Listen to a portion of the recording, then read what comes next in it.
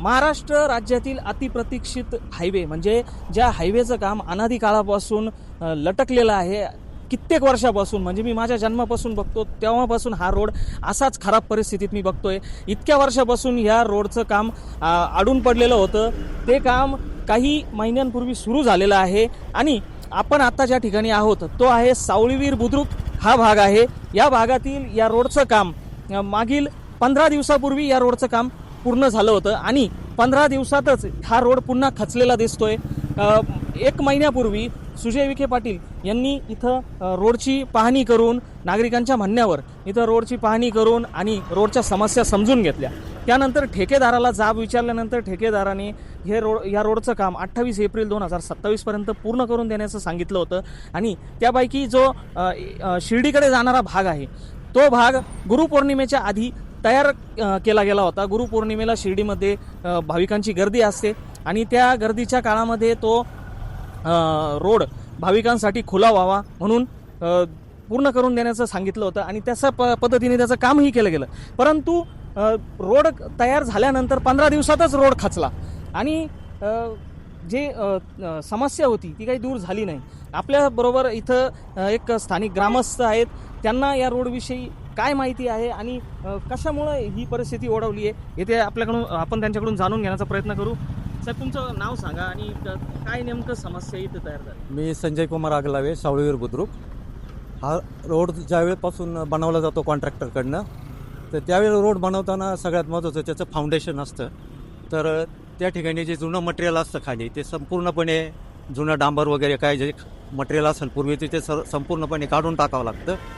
त्यानंतर foundation preparation, त्याच्यावर पाणी वगैरे टाकून रोलिंग करून ते काम योग्य पद्धतीनं झालं पाहिजे. पण या ठिकाणी फाउंडेशन प्रिपरेशन कॉन्ट्रॅक्टरकडून होत नाही.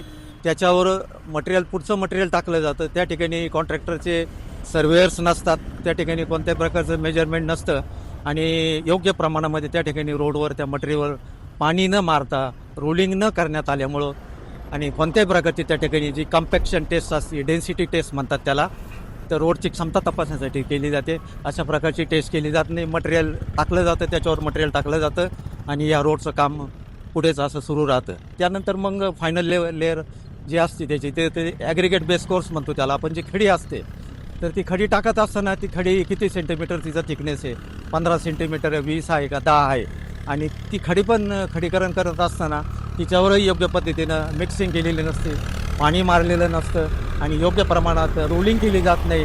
तिथे कोणत्या प्रकारचे सर्वेअर्स उपलब्ध नसतात. हे काम रँडमली केलं जातं. योग्य प्रमाणात पाणी न मिळाल्यामुळं, रोलिंग न झाल्यामुळं त्या ठिकाणी कम्पॅक्शन योग्य होत नाही आणि त्याचा परिणाम म्हणून त्या ठिकाणी हा रोड खचला जातो, बराच खचला जातो. त्याला सेटलमेंट असं आपण म्हणतो. रस्त्याचा काही भाग हा वर उचलला जातो, काही भाग हा खाली जातो आणि अशा पद्धतीने यांचं हे काम सुरूच राहतं. त्यानंतर ते त्यावर डांबर टाकतात. डांबर टाकत असताना डांबराचं टेम्परेचर हे कमीत कमी 145 ते 150 डिग्री ज्यावेळेला हे डांबर आसफाल्ट लेंगसाठी रोडवर येतं, तर त्यावेळेला त्याचं टेम्परेचर 150 ते 145 डिग्री असेल तरच ते ॲक्सेप्ट केलं जातं. त्या ठिकाणी त्याचं योग्य टेम्परेचर नसतं, ते टेम्परेचर बघितलं जात नाही. तिथे कोणी कन्सल्टिंग किंवा जबाबदार इंजिनियर्स त्या ठिकाणी नसतात. जे साईटवर जे काम करणाऱ्या मशिनरी असतात, माणसं असतात, त्यांना त्यातलं योग्य प्रकारचं नॉलेज नसतं आणि ते मटेरियल, ते डांबर त्या ठिकाणी टाकलं जातं. त्याचा थिकनेसही कोणाला माहीत नसतो, किती थिकनेस त्या ठिकाणी टाकला जातो आहे आणि अशा पद्धतीने ते रोलिंग करतात. डांबर थंड होईपर्यंत त्या ठिकाणी रोलिंग करावं लागतं. त्या ठिकाणी रोलर्स पण नसतात योग्य पद्धतीनं, त्यामुळं कम्पॅक्शन होत नाही. त्याचबरोबर त्या ठिकाणी PTR जे असतं, न्यूमॅटिक टायर रोलर असतात, ज्याला टायर्स असतात, ते पण त्या रोलरवर साईटवर काम करत असतात. त्या ठिकाणी PTR पण दिसून येत नाही. एकंदरीत हे काम करत असताना या ठिकाणी कोणत्याही प्रकारची जबाबदार व्यक्ती किंवा इंजिनियर्स साईटवर उपलब्ध नसतात. रात्रीच्या वेळेला हे काम केलं जातं. योग्य पद्धतीनं काम न झाल्यामुळं, मटेरियल न वापरल्यामुळं, त्याचा थिकनेस योग्य पद्धतीनं मेंटेन न केल्यामुळं, सर्वेअर्स तिथे नसल्यामुळे, इंजिनियर नसल्यामुळं हे काम निकृष्ट दर्जाचं होत आहे. परिणामी रोड खचत आहे. आता हे किती वर्षांपासून ही समस्या इथं रोडची आहे? ही परिस्थिती जवळजवळ 20 वर्षापासूनची समस्या आहे. हा रोड अशाच पद्धतीनं रोड केला जातो.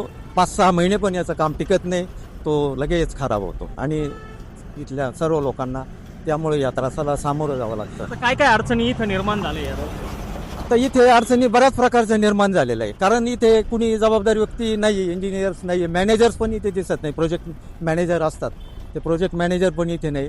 त्यामुळे हे काम रँडमली केलं जातं. जनतेला काय त्रास? जनतेला खूपच प्रकारच्या समस्या आहे. रोडवर खूप मोठे मोठे खड्डे पडलेले आहे. खड्डे पडल्यामुळं बाईकचे अपघात, कारचे अपघात होतात. आणि त्याचबरोबर कुठे पण त्या ठिकाणी खड्डे पडलेले असतात की ते माती आणून टाकतात. जिकडे तिकडे मातीचं साम्राज्य या रोडवर पूर्णपणे तयार झालेलं आहे. दिवसाही पण या ठिकाणी गाडी चालवताना 4 व्हीलर असू द्या, 2 व्हीलर असू द्या, खूप लोकांना त्रास होतो. तर स्थानिकांचं म्हणणं आहे की रोडचं काम निकृष्ट पद्धतीने केलं जातं आहे. सुपरविजन व्यवस्थित रोडवर केलं जात नाही आणि त्यामुळे ही परिस्थिती ओढावलेली आहे. आणि या रोडचं जे खच्चीकरण झालेलं आहे यामुळे इथं अपघातांची संख्या वाढलेली आहे.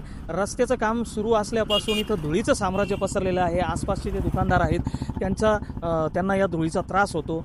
जे 2 व्हीलर चालवणारे लोक असतात त्यांनाही त्रास होतो. अपघात इथं होत असतात. आता हा रोड कधी पूर्ण होईल, आणखी किती युग या रोडचे चांगले दिवस बघण्यासाठी आपल्याला लागतील, हा एक मोठा प्रश्न उरलेला आहे.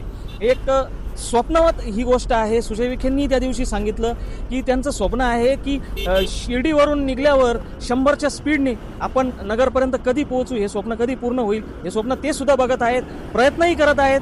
पण प्रत्येक वेळेस जे रोड बनवणारा जो ठेकेदार असतो त्याच्या चुकीमुळे या रोडचं काम वेळेवर पूर्ण होत नाही आणि झालं तरी ते चांगल्या प्रतीचं होत नाही. आपणही आशा करू की लवकरात लवकर आपल्याला असे दिवस बघायला मिळतील की आपण या रोडने 100च्या स्पीडने नगरपर्यंत जाऊ. कॅमेरामॅन विजय पवारसह अमोल कोते, भारत न्यूज, सावळीवीर बुद्रुक.